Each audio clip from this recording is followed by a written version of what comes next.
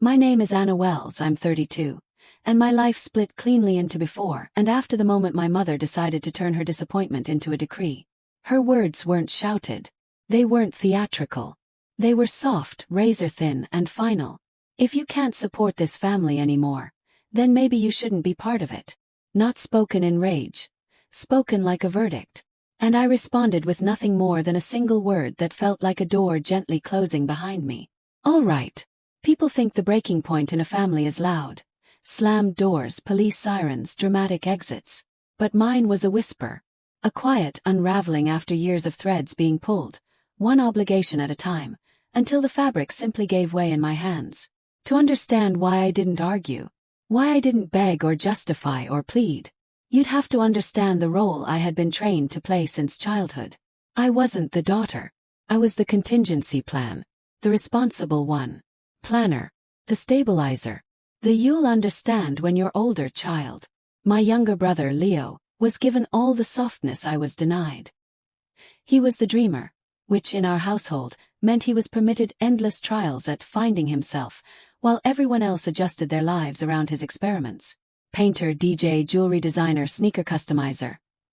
Every few months a new identity, a new set of supplies, a new expense. And my parents, my mother, Iris, and father, Malcolm, were his loyal supporters, applauding each new reinvention as if applause could substitute for discipline or direction. Meanwhile, they treated my accomplishments, academic scholarships, job promotions, careful budgeting, as resources for the family pot. Their pride in me wasn't pride. It was expectation disguised as affection. When I graduated with honors and landed a stable finance job, everyone congratulated me. But the congratulations quickly turned into little comments. You're so lucky you have a good salary. You're the only one we can rely on. You know Leo just needs time. You understand. And I did understand too well. I understood at 16 when I earned a competitive college scholarship, expecting celebration, and instead heard, "Oh good. Now we can redirect what we saved for your tuition to help Leo with that summer arts program." I understood at 21 when my father called me at school with a nervous cough, the one he used when he needed a favor that wasn't really optional. I understood at 27 when they asked me to co-sign a home equity loan, just until they got back on their feet, only for that money to mysteriously evaporate into renovations, vacations, and emergencies that looked suspiciously like indulgences. Over time, the requests weren't requests. They were obligations. And saying no wasn't allowed, until the day I finally tried. The moment Leo called me at work asking for $6,000 to buy materials for a once-in-a-lifetime business idea, something inside me shifted. Maybe it was exhaustion. Maybe it was the weight of a decade of sacrifices. Maybe it was the quiet grief of realizing I was living a life of constant responsibility and zero reciprocity. So I said it. The forbidden phrase. No. Leo didn't understand the word. My mother refused to accept it. My father tried to soften it. But I stayed firm. And for the first time in my life, the boundary wasn't followed by guilt. It was followed by banishment. If you can't support this family anymore, then maybe you shouldn't be part of it. And the strangest thing happened. Relief. Sharp, clean, exhilarating relief. Because losing a role isn't painful when the role was killing you. I sat there in my office, the city buzzing outside, and realized my mother hadn't exiled me. She had freed me. What happened next wasn't an emotional meltdown or a dramatic escape. It was something sharper, colder, and far more permanent. Because the moment they cut me out emotionally, I decided to cut myself out financially, and the fallout of that decision, well, it changed everything. I didn't cry after my mother's ultimatum. I didn't feel shattered or abandoned. Instead, I felt something unfamiliar, something almost intoxicating. Clarity. Not the emotional kind, the strategic kind. The kind that arrives when you stop trying to fix what was never yours to fix. For 12 years I had handled my family's finances with the same careful attention I used at work, except the family portfolio had been a black hole. Money went in and nothing ever came back out. Now, with one sentence, my mother had severed the rope I'd been using to pull everyone uphill. So I walked back to my office desk, opened a new spreadsheet, and titled it simply, Separation Plan. In the first column, I listed every financial tie binding me to them. Co-signer on the home equity loan. Backup savings account in my name but used for their emergencies. Automatic property tax payments linked to my checking account. My phone plan carrying 4 lines including Leo's. A handful of subscriptions I paid for, because the family uses them. I stared at the list, realizing my life had been woven into theirs like support beams in a collapsing house. If they wanted me gone, then I intended to become structurally invisible. The first step was the one with the sharpest teeth. The home equity loan. I called the bank, my voice calm, steady, polite. A representative pulled up the account and confirmed what I already knew. I was the reason the loan had been approved at all. My parents' income and credit alone would never have qualified.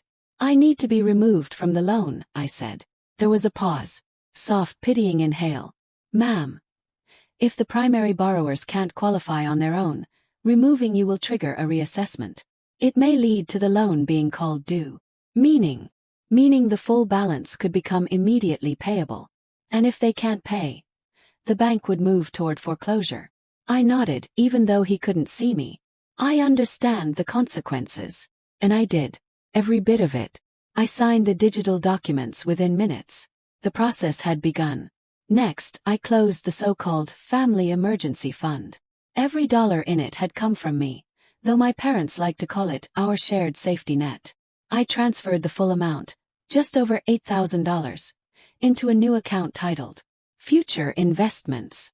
Then I logged into the county portal and canceled the automated property tax payment I'd been covering for years. A small part of me hesitated, not from guilt but from habit. I had been trained to prevent disasters before they erupted. Now I was allowing consequences to arrive naturally, without interference. Finally, I opened my phone plan and removed the extra lines. When I clicked Cancel Line under Leo's number, a warning popped up. This action is permanent. This number will no longer function. The irony made me exhale a short, humorless laugh. How many years had I been paying for the privilege of him calling to demand more? By the time I finished, my spreadsheet was dyed green with the word completed. I hadn't raised my voice. I hadn't made a dramatic announcement. I had simply turned off the faucet. And in doing so, I set off a chain reaction I couldn't have fully predicted. The next morning at precisely 7:01 a.m., my phone exploded with calls. Not texts, not voicemails, calls. The kind people make when they feel the ground disappearing beneath them. I let it ring at first, 3 times. Finally on the 5th I answered, but I didn't speak. I placed the phone on my counter, sipped my coffee, and listened. Anna, are you there? My father's voice trembled with panic I had never heard from him. Not in medical emergencies, not in financial ones, not even when Leo crashed a borrowed car. He was breathless, frantic. The county emailed us about delinquent taxes. They're talking about penalties, liens. God knows what else. And the bank emailed your mother. Something about a change in the loan. Anna, what's happening? You need to fix this. You always fix this. There it was. The script they knew. The role I was expected to slip into. Fix this. I didn't answer. And the silence broke my father in a way words never had. His voice cracked, frantic, turning into pleading. Please. Your mother is in tears. She says she doesn't understand why you're doing this. Anna, say something. He wasn't asking me to talk. He was begging me to be the old version of myself. I ended the call. Quietly. Decisively. Finally. And I stood in the stillness of my kitchen feeling no guilt, no fear. Only a strange, solid peace. The kind you feel right before the storm hits. The silence didn't last long. Because when panic doesn't work over the phone, families like mine show up in person. And when my father returned, with Leo beside him, what happened next changed the balance of power forever. My father showing up at my apartment wasn't a surprise. What surprised me was that he didn't come alone. When the lobby called to say, Mr. Malcolm and a younger man claiming to be your brother are here, I paused with my hand on the doorknob, steadying my breath. I had expected my father, the messenger, the negotiator, the reluctant mediator. But bringing Leo meant one thing. They weren't here to talk. They were here to win. I buzzed them up. The walk from the elevator to my apartment is short, but I heard them long before they arrived. My father's heavy, uneven footsteps, and Leo's sharp, impatient taps, like a drumbeat of entitlement. When the knock finally came, it was frantic, almost aggressive. I opened the door but didn't step aside to let them in. The boundary was physical and symbolic. My father looked exhausted, pale, unshaven, his eyes bloodshot with worry. Leo, on the other hand, looked exactly as I expected, outraged, arms crossed, type, red-faced anger simmering like a tantrum held just at the edge of eruption. Anna, my father breathed, relief and panic tangled in his voice. Thank God. We need to talk. The bank, the county, everything is happening at once. You need to explain. I already did, I replied calmly. Mom said I wasn't part of the family anymore. I'm simply honoring her decision. Leo snorted loudly. Oh my God, stop. She didn't mean it literally. You're just being spiteful because I asked for a little support.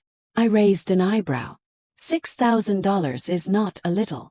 And support isn't entitlement. Leo rolled his eyes in a way only someone who had never been told no could. This is insane, my father cut in, his voice trembling with built-up frustration. You're going to let your mother get sick over this. You're going to let the house go because of a misunderstanding. There it was. The old tactic, guilt. Except guilt only works if you still recognize the authority behind it. I didn't create the debts, I said evenly. I didn't take out a loan I couldn't afford. I didn't spend thousands on vacations and hobbies. I didn't ignore property taxes. All of those decisions were yours. My father's mouth opened, then closed. Leo stepped forward. You're being dramatic. You have money. You always have money. That's your whole personality. His words were sharp but unoriginal. A child's insult dressed in adult frustration. Leo, I said, looking at him directly. What was the last bill you paid with your own money? His jaw worked but no words came.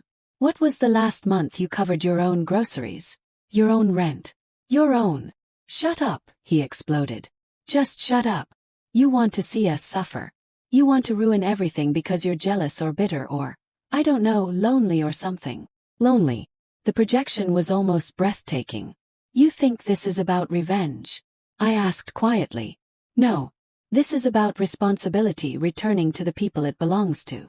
My father ran a shaky hand through his graying hair. Anna, sweetheart. Don't, I said, my voice soft but firm. You don't get to call me sweetheart when the only role you ever gave me was provider. Leo scoffed again, but I wasn't done. I stepped back inside for a moment and returned holding a thin binder, the collection of documents I kept as a personal archive of every dollar I'd thrown into the void of family needs. Opened it. Page 1. The $8,000 for roof repairs that paid for a patio set instead. My father winced. Page 2. The down payment for Leo's car. Money I lived without during college. Leo looked uncomfortable for the first time. Pages 3 through 11. Every withdrawal from the home equity loan. Each one labeled necessary. Yet none of them were. I flipped page after page, speaking calmly, clinically, like an auditor presenting a case. Leo's art supplies. Vacations. Renovations. Nights out. Electronics. My father's hands trembled.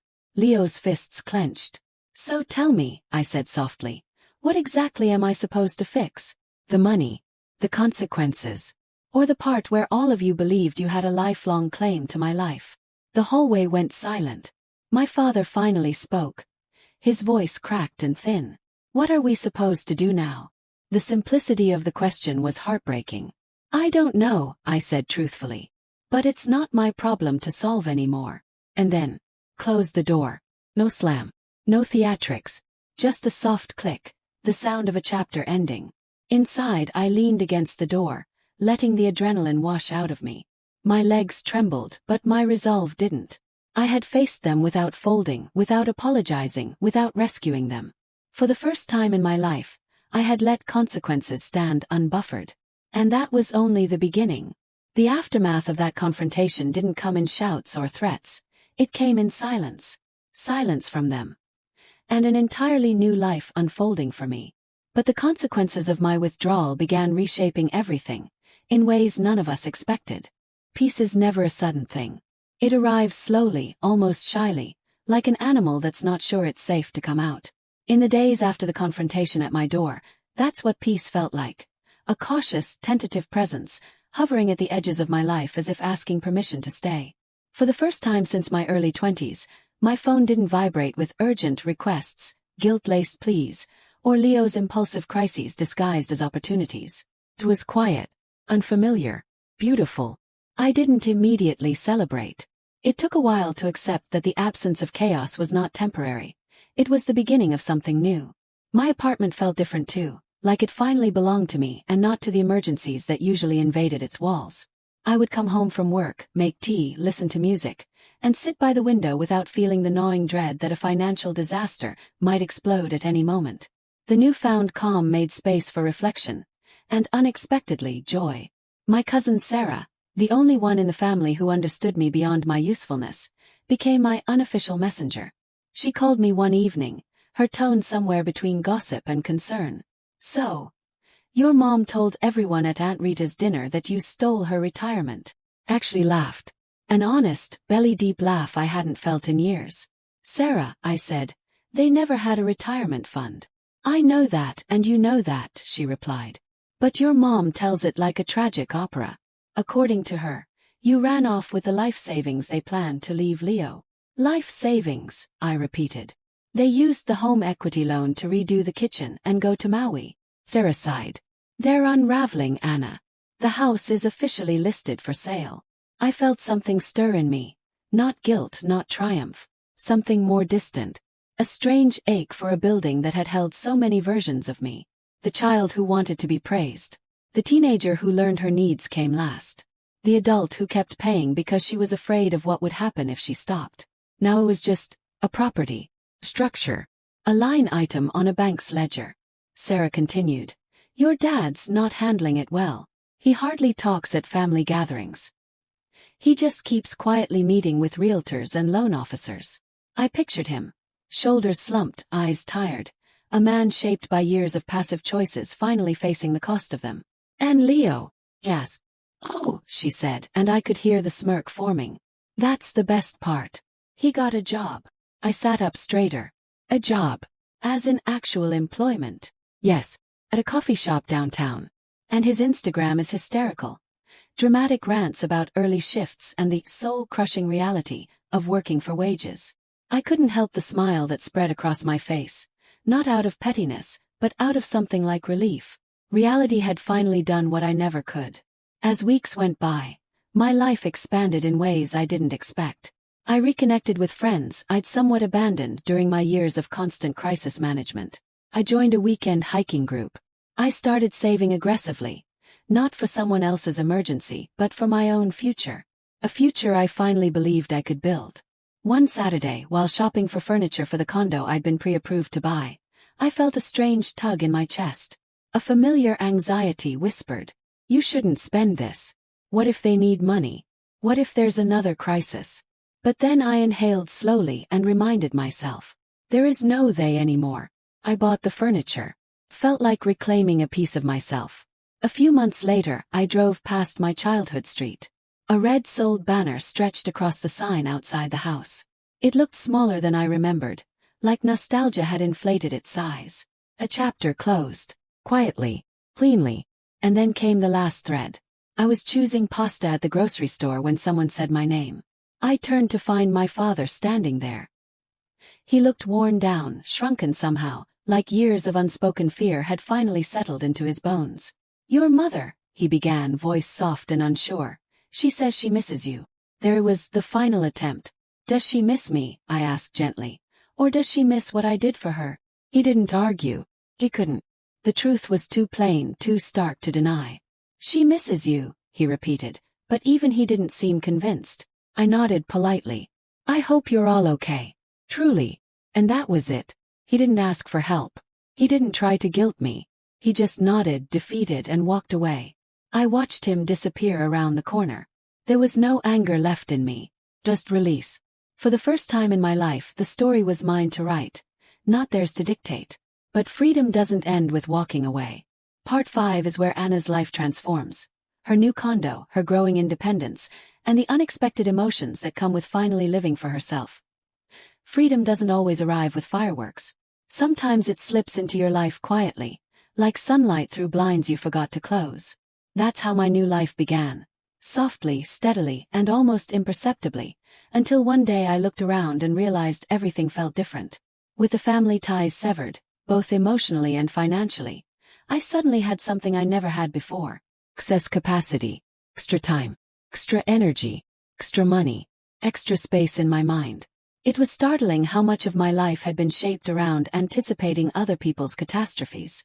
My routines shifted almost automatically. I no longer left my phone on loud, waiting for emergencies that weren't mine. I no longer rearranged my weekends around crises. I no longer checked my accounts daily, bracing for overdrafts caused by other people's withdrawals. For the first time in years, I lived in my own life, not the fallout of theirs. After years of taking care of everyone else's needs, planning for myself felt extravagant, almost forbidden. But I leaned into it anyway. The mortgage broker called with a final approval for my condo, and 2 weeks later, I stood in the empty living room of my own place. A bright, high-ceilinged one-bedroom with tall windows and clean lines. No one else's name was on the paperwork. No one else's needs would drain this space. This home was unapologetically mine. On moving day, as I watched the sunlight hit the fresh paint, I felt something inside me rearrange itself. Like my soul had been cramped into a corner for years and finally stretched out, taking shape again. I spent evenings assembling furniture, hanging artwork, arranging shelves. I bought a sofa because I liked it, not because it was practical or family-friendly. I started a little collection of plants. I set up a reading nook by the window. Every small decision felt like reclaiming a piece of myself I didn't notice was missing. Socially, my life expanded too. I reconnected with old friends, people I had drifted from because I was always too stressed or too financially drained to show up. They welcomed me back with open arms, though many admitted they'd worried about me for years. One night over dinner, my friend Maya looked at me thoughtfully and said, "You're different now." Lighter somehow. Smiled. "I feel different." I joined a Saturday hiking group, something I'd always wanted to try but never had the bandwidth for. On those trails, breathing crisp morning air, feeling my legs burn pleasantly on steep slopes, I rediscovered joy. Not the performative "I'm fine" kind, but real joy rooted in freedom and possibility. Money, too, felt different. For years, every paycheck had been pre-inhaled by obligations that weren't mine. Now I built savings. I maxed out my retirement contributions. I started investing with intention. My financial life was no longer reactive, it was strategic, purposeful, mine. But even with all the progress, there were moments when ghosts returned. One evening, while browsing online for a lamp, a thought crept into my mind. What if they need something? What if something goes wrong? The reflex was old and stubborn, lodged deep inside me. But I caught it. I named it. I let it pass. That wasn't my life anymore. In the background, the updates about my family continued to trickle in through Sarah. The house had sold. My parents had moved into a modest apartment complex. Leo was still working at the coffee shop. Begrudgingly, dramatically, but consistently. Reality, it seemed, had restructured the entire family. I wasn't their glue anymore. They had learned to hold themselves up. And I was finally learning who I was without them leaning on me. But even when you walk away from a broken system, life has a way of giving you one final test. A moment that tells you whether you're truly free. Part 6 is where that moment arrives, unexpected and revealing, and where Anna chooses her future once and for all. Life has a rhythm. One you don't notice until chaos stops drowning it out. Months passed in that new rhythm, and for the first time I didn't worry about the next shoe dropping. I didn't brace for chaos. I lived. And then, on a quiet afternoon in late spring, life delivered the final test. I had just finished grocery shopping and was heading toward the parking lot when I heard someone say my name. Not loudly, almost cautiously. "Anna." I turned and saw my mother. She looked smaller. Not physically but energetically.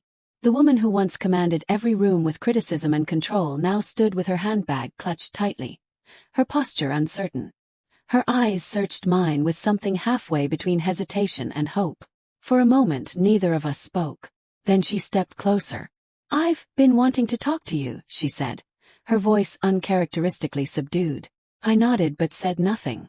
I was stable in my silence, no longer pulled by guilt or longing. She continued, "Your father told me he ran into you months ago." Her eyes flickered with something like embarrassment.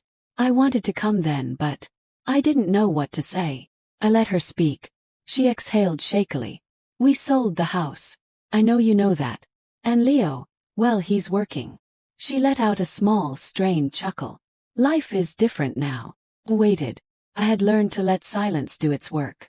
Finally, she said the words I wasn't expecting. You were right. My chest tightened, not with pain, but with the enormity of what that admission represented. My mother was not someone who apologized. She wasn't someone who conceded anything. I pushed you, she said quietly. We relied on you too much. I relied on you too much. And when you finally said no, she swallowed hard. I didn't know how to handle it. I didn't respond. I wanted to hear all of it. Tears filled her eyes. Not manipulative ones, but real ones. I shouldn't have said what I said. About you not being part of the family. I was angry and scared. I thought you were abandoning us. I wasn't abandoning you, I said softly. I was saving myself. She closed her eyes at that, absorbing, accepting, grieving.